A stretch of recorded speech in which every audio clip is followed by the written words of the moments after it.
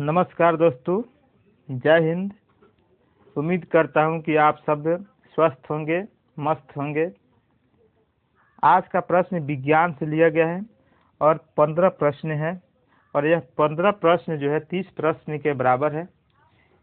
मैं इसलिए कह रहा हूं कि इसमें एक प्रश्न में कम से कम 2 क्वेश्चन का एक्स्ट्रा आंसर मिलेगा, आपको एक्स्ट्रा क्वेश्चन बनेगा इसमें, और इसको ध्यान से सुनिएगा। बहुत काम का चीज़ है आप सभी के लिए, और इसका लेवल जो है बीपीएससी और बिहार एसएससी का लेवल का क्वेश्चन है, तो इसलिए इसको ध्यान से सुनिए। तो चलते हैं क्वेश्चन की तरफ। पहला क्वेश्चन है, डोडो क्या है? तो डोडो क्या है? लुप्त प्राय पक्षी है, या विलुप्त जानवर है, या विलुप्त पक्षी है, या लुप्त प्राय जानवर है? तो सबसे पहला कि डोडो एक पक्षी है। तो जब डोडो एक पक्षी है तो ऑप्शन बी कैंसिल हो जाएगा और ऑप्शन डी कैंसिल हो जाएगा। ठीक है, इसको थोड़ा साफ कर लेते हैं, समझ में आ गया। तो जानवर तो है नहीं, जानवर तो है नहीं। अब हमारा ऑप्शन बच गया लुप्त प्राय पक्षी और विलुप्त पक्षी। देखिए, ये बिल्कुल विलुप्त हो गया है, ये खत्म हो गया है, संसार से खत्म हो गया है पक्षी। और यह पक्षी जो हिंद महासागर के द्वीप मॉरिशस का एक स्थानीय पक्षी था, जो अब विलुप्त है। इसका वैज्ञानिक नाम जानते हैं क्या होगा? वैज्ञानिक नाम है राइफस कुकुलैटस। ठीक है, यह उड़ने में सक्षम नहीं था, जिसके वजह से लोग इसको मतलब मार कर खा गया, सब लोग मार कर खा गया, लोग इसको समाप्त कर दिया लोग। ठीक है, अब ये दुनिया में नहीं है। ठीक है, अगला प्रश्न चलते हैं। तो इसलिए हमारा आंसर क्या होगा? विलुप्त पक्षी है, ऑप्शन सी राइट आंसर होगा। अगला प्रश्न देखते हैं दोस्तों।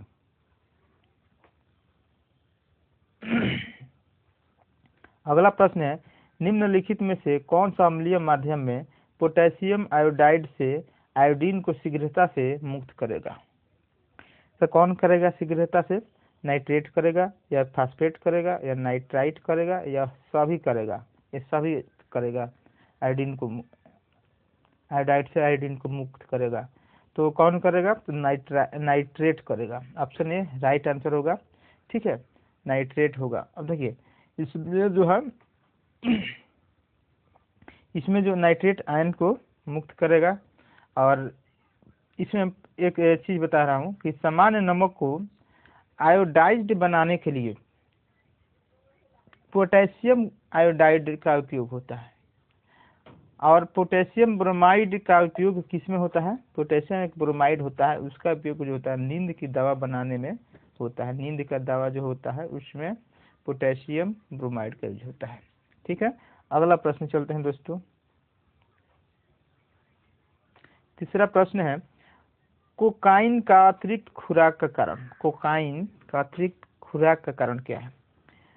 हाइपोक्सिया है। हाइपोक्सिया को बोलते हैं, हाइपोक्सिया का अर्थ हो गया ऑक्सीजन की कमी। ठीक है, हेलुसिनेशन, हेलुसिनेशन में क्या होता है?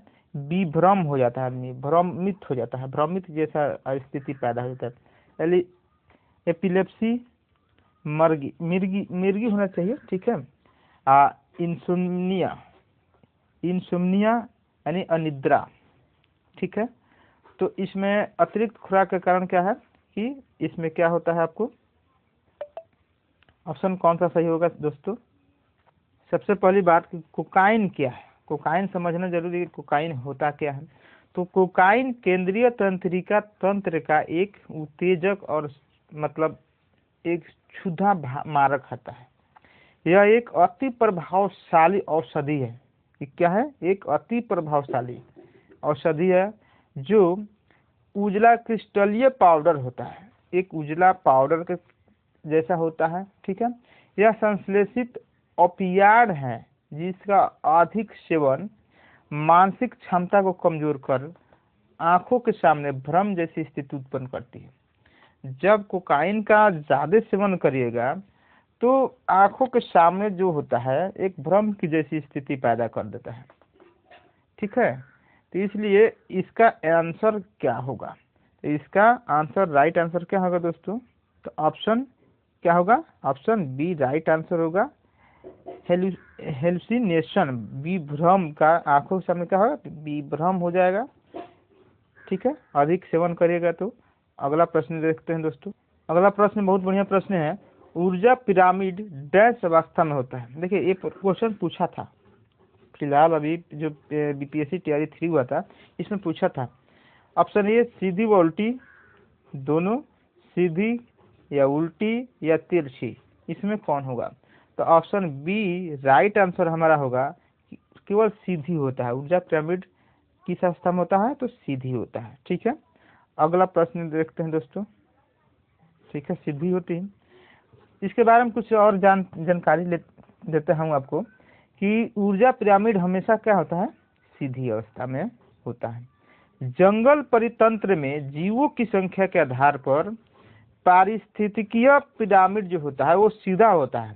वृक्ष जो होता है, वृक्ष परितंत्र का जो पिरामिड होता है वह उल्टा होता है। याद रखिएगा कि जो वृक्ष वन का जो परितंत्र का पिरामिड होता है वह उल्टा होता है। द्रव्यमान के आधार पर देखिए, द्रव्यमान के आधार पर जंगल तथा वृक्ष परितंत्र सीधा एवं तालाब परितंत्र जो होता है वह उल्टा होता है। देखिए, जब द्रव्यमान के आधार पर सोचिए कहिएगा तो जंगल हो तथा वृक्ष जो भी हो परितंत्र सीधा होगा, एवं तालाब का जो परितंत्र जो होगा वो क्या होगा? उसका उल्टा होता है। ठीक है, आगे देखते हैं दोस्तों।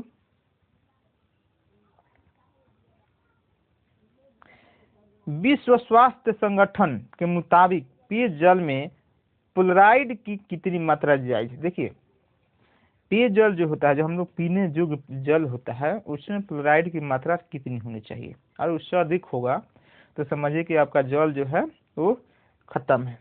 ठीक है, कितना होना चाहिए? ऑप्शन ए बोल रहा है 1.5 ppm, 0.5 ppm या 1.0 ppm या 2.6 ppm। कितना होना चाहिए भैया?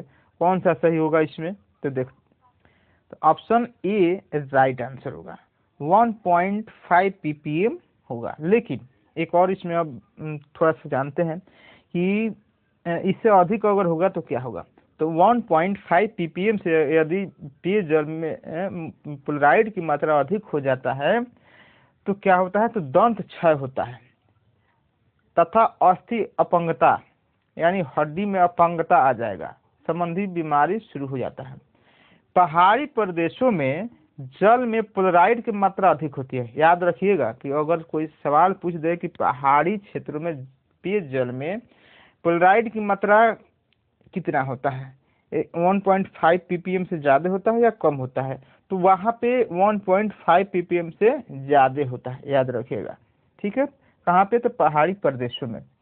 WHO की स्थापना 7 अप्रैल 1948 में। देखिए, एक यहाँ भी प्रश्न बन गया, मिल गया आंसर कि WHO की स्थापना कब हुआ था, और ये सवाल पूछ देता है तो कब हुआ था? तो 7 अप्रैल 1948 में हुई थी। और इसका मुख्यालय कहाँ है भैया?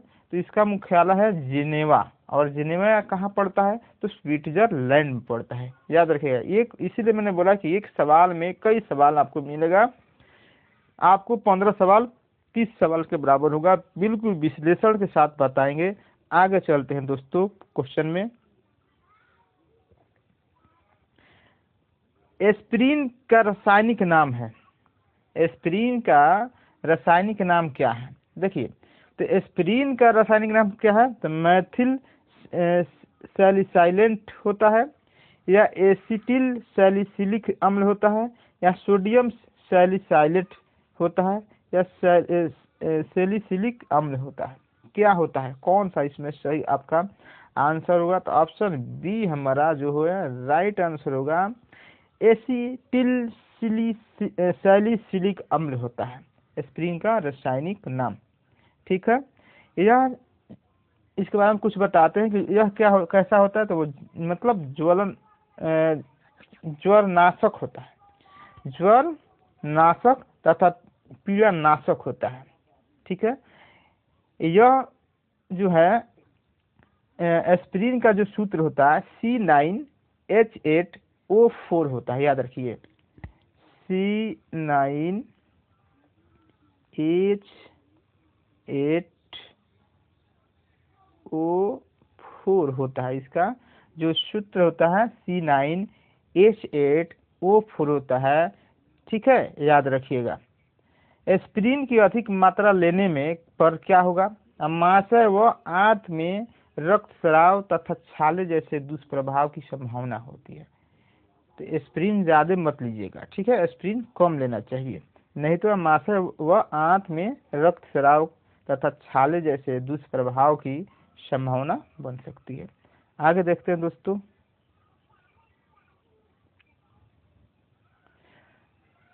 कार्बोनिक अम्ल है, तो कार्बोनिक अम्ल का जो सूत्र होता है वो क्या होता है?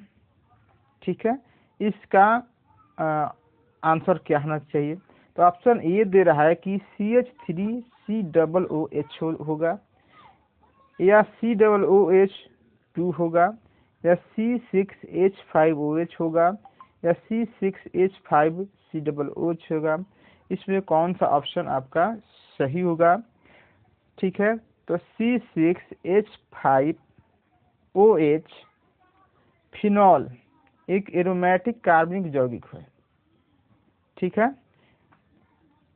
क्या है कि C6H5OH फिनॉल एक एरोमेटिक कार्बनिक यौगिक है। इसका IUPAC नाम एक होता है जिसको बोलते हैं बेंजीनॉल है। ठीक है, CH3COOH एसिटिक एसिड का रासायनिक सूत्र है। एसिटिक एसिड का रासायनिक सूत्र है। C6H5COOH बेंजोइक एसिड का रासायनिक सूत्र है। देखिए, बेंजोइक एसिड का पूछ दे ये रासायनिक सूत्र क्या है, तो C6H5COOH। देखिए, C6H5COOH।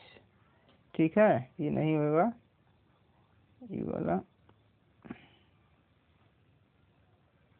ये नहीं होगा। ठीक है, ठीक है, तो इसका जो आंसर हमारा सही क्या होगा? तो ऑप्शन हमारा जो होगा इसका सही आंसर क्या होगा? ऑप्शन सी राइट आंसर होगा दोस्तों। ठीक है, थोड़ा सा इसको, ये वाला ऑप्शन हमारा सही राइट आंसर होगा। C6H5OH कार्बनिक अम्ल है। ठीक है, आगे देखते हैं दोस्तों। बहुत बड़ा वीडियो हो जाएगा, थोड़ा सा तेज में चलेंगे। विश्व ओजोन दिवस कब मनाया जाता है? तो 16 सितंबर को मनाया जाता है। इसमें ज़्यादा विश्लेषण की आवश्यकता नहीं है, 16 सितंबर को मनाया जाता है, याद रखिएगा दोस्तों। ठीक है, इसके बारे में थोड़ा सा जानकारी देते हैं। विश्व ओजोन दिवस हर वर्ष 16 सितंबर को मनाया जाता है, ये मैंने बता दिया। पहला ओजोन दिवस जो है 1995 ईस्वी में मनाया गया था। ये बहुत बड़ी इंपॉर्टेंट बात है कि विश्व ओजोन दिवस सबसे पहला बार कब मनाया गया था?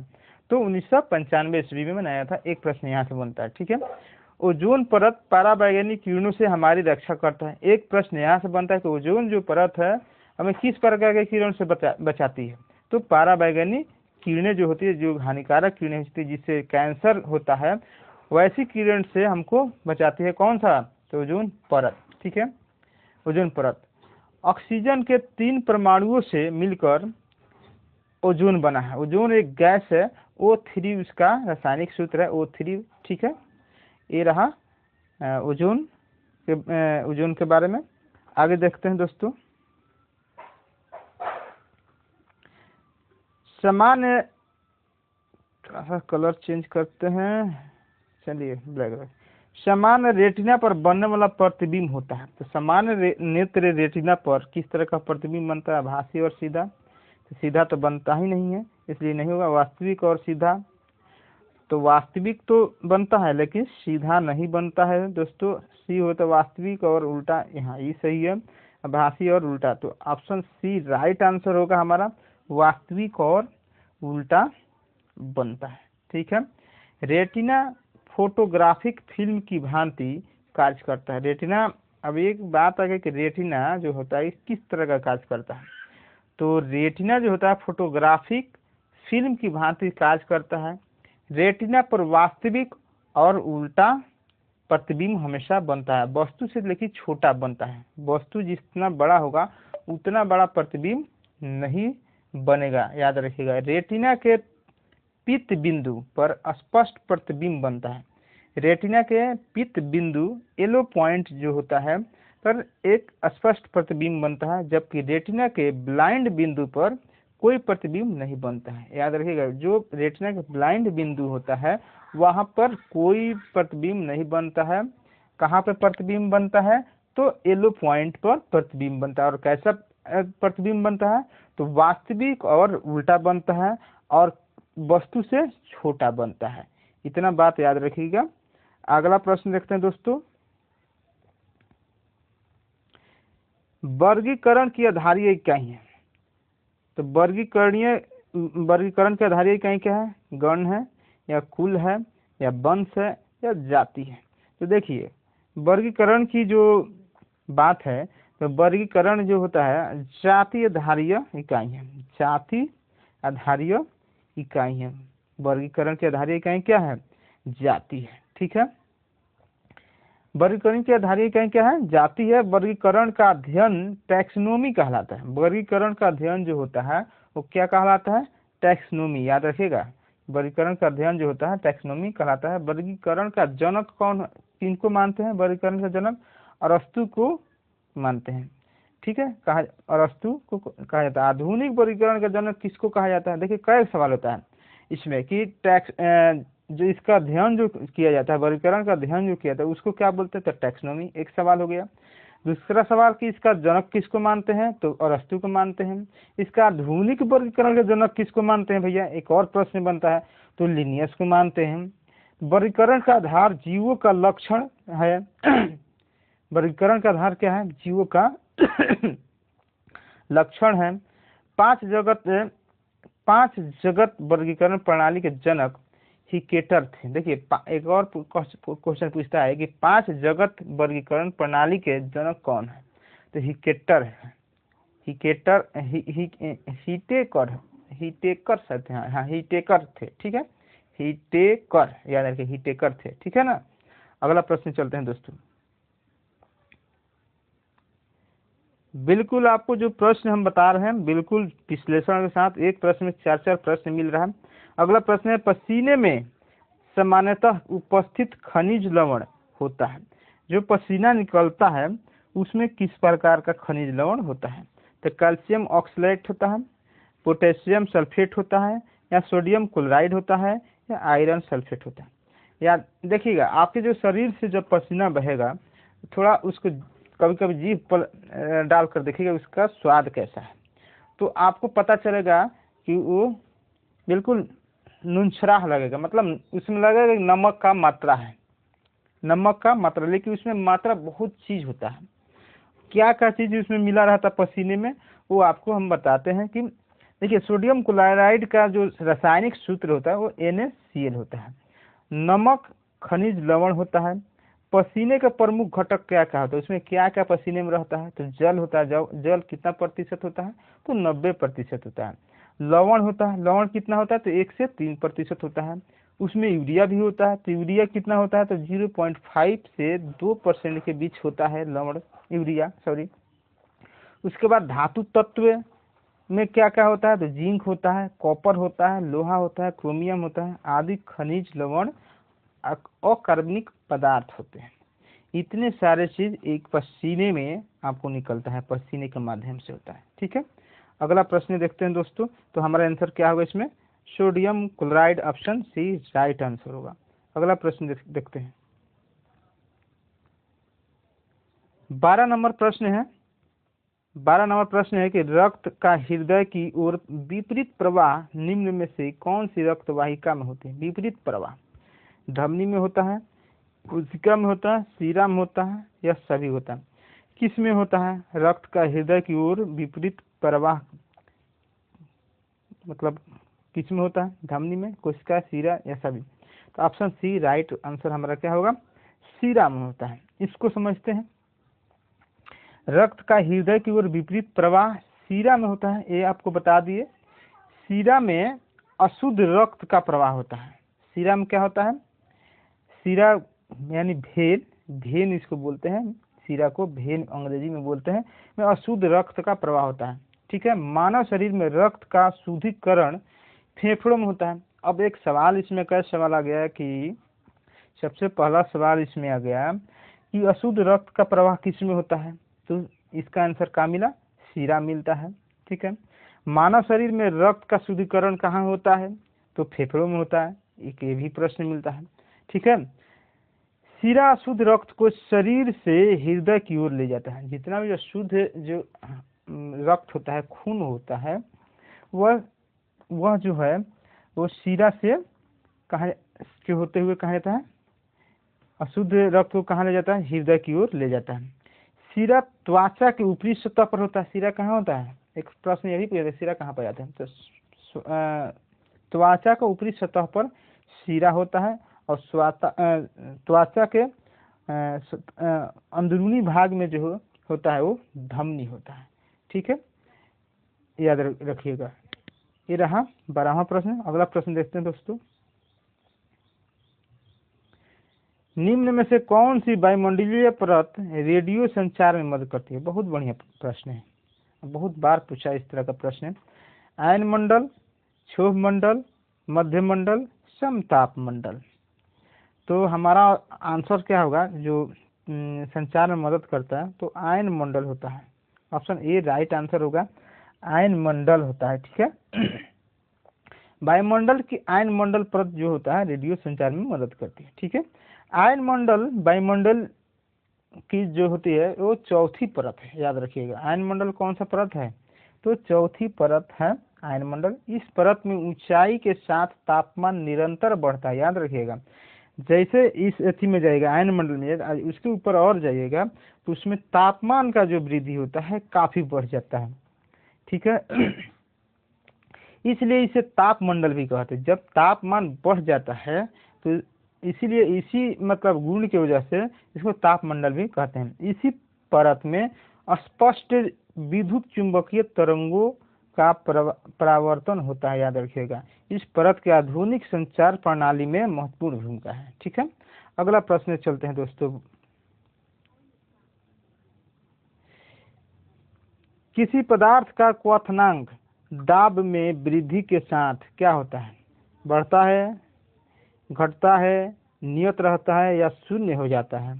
क्या हो जाता है जब किसी पदार्थ का क्वथनांक दाब में वृद्धि हो जाता है, तो क्या होता है, तो ऑप्शन ए राइट आंसर होगा हमारा, बढ़ता है। ठीक है।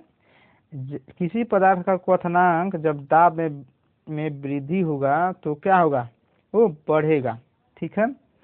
किसी पदार्थ का क्वथनांक दाब में वृद्धि के साथ बढ़ता है जिस दाब पर कोई द्रव, देखिए क्वथनांक आखिर किसको बोलेंगे, क्वथनांक क्या है इसको भी समझ लेते हैं। तो जिस ताप पर कोई द्रव उबलता है उसे उसका क्वथनांक कहते हैं, याद रखिएगा। ठीक है।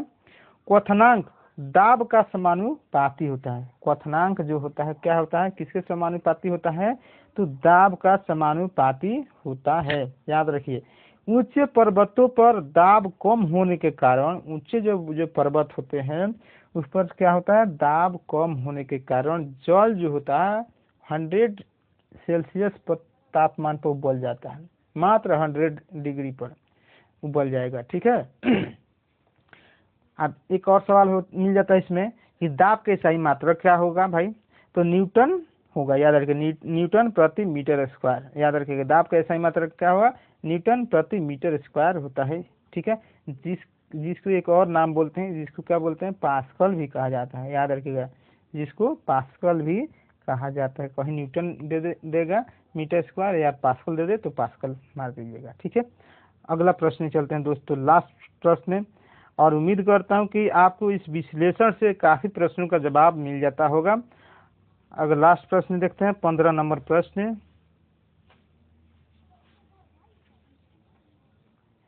15 नंबर है, द्विबीजपत्री पादप का पर्ण होता है, पृष्ठधारी होता है, समद्विपार्श्वीय होता है, या पार्श्वीय होता है, या सल्कवत होता है। तो ऑप्शन ए राइट आंसर होगा, पृष्ठधारी होता है। ठीक है, द्विबीजपत्री पादप का पर्ण कैसा होता है? तो पृष्ठधारी होता है। द्विबीजपत्री पौधों में संवहन बंडल जो होता है, बंडल खुले बाहरी फ्लोएम में तथा एक वलय में स्थित होता है, एक वलय में स्थित होता है। ठीक है, बाहरी फ्लोएमी में तथा एक वलय में स्थित होता है। ठीक है, द्विबीजपत्री पौधों में तनों में द्वितीयक वृद्धि दो प्रकार के पार्श्वीय विभाजकों की क्रिया के फलस्वरूप होता है। इसमें संवहन बंडलों में फ्लोएम तथा जाइलम का मध्य संवहन कैम्बियम स्थित होते हैं। ठीक है, तो ये रहा हमारा 15वां प्रश्न, और उम्मीद करता हूँ कि आपको इस प्रश्न से बहुत ही फायदा होगा, बहुत सारे प्रश्नों का जवाब मिला होगा। और इस वीडियो को अधिक से अधिक शेयर करिए, सब्सक्राइब करिए, लाइक करिए। जय हिंद।